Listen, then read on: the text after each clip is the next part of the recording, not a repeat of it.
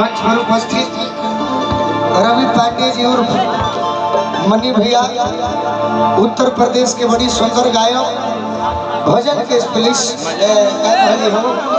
Specialist Akhilesh Maurya ji के स्वागत करो कि जब बलमा बेदर्दी अरे बाहरा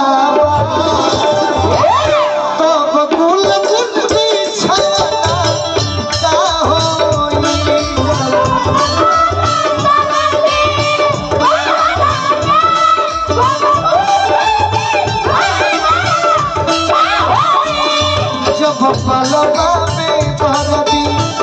बहरा तब गुल गुल बिछाना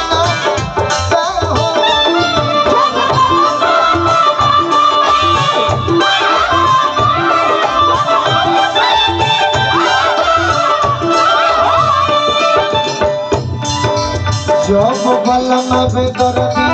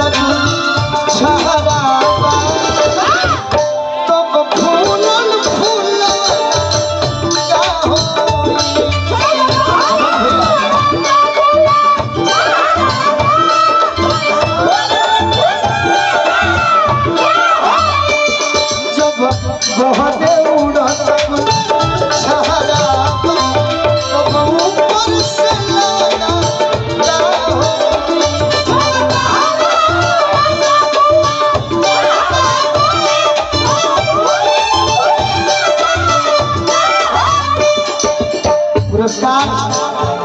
मान सम्मान इज्जत भाव जौन बलराम यादव जी भी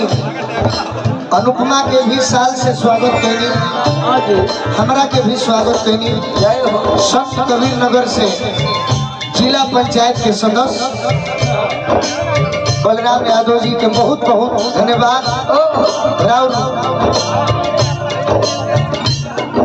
हाँ मनोज यादव जी नारायण जी की कृपा कृष्ण जी की कृपा बना रहो और पद प्रतिष्ठा जीवन भर बरकरार रहो ये हो प्रभु जी से आशीर्वाद मांगो कि जब बहरे उड़त गुल छाड़ा तब फूलन फूलना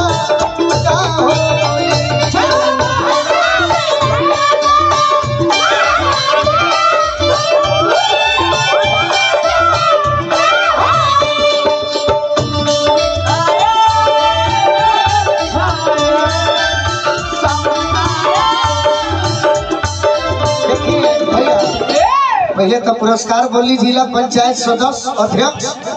बलराम यादव जी संत कबीर नगर से। ये बड़ी पुराना धुन है कि सावन आया बादल छाए बुलबुल चहके फूल खिले आने वाले सब आए हैं लेकिन तुम कब आओगे। अगर हम इसी बात को कहे तो आप सभी सुने इस पर हम नया बात करते हैं कि लोग सब में लइका लोग के अरे नाम जे कर नाम जे बदनाम बटे एगो से जे कर अरे मन ना भरे लइकियो करे नाम बटे लइकियो करे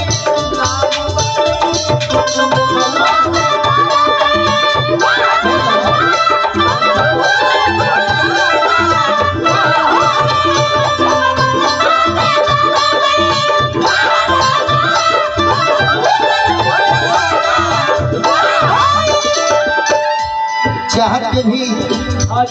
चाहत से पुरस्कार मिलल बलराम भैया के माध्यम से मेहरारू कहतिया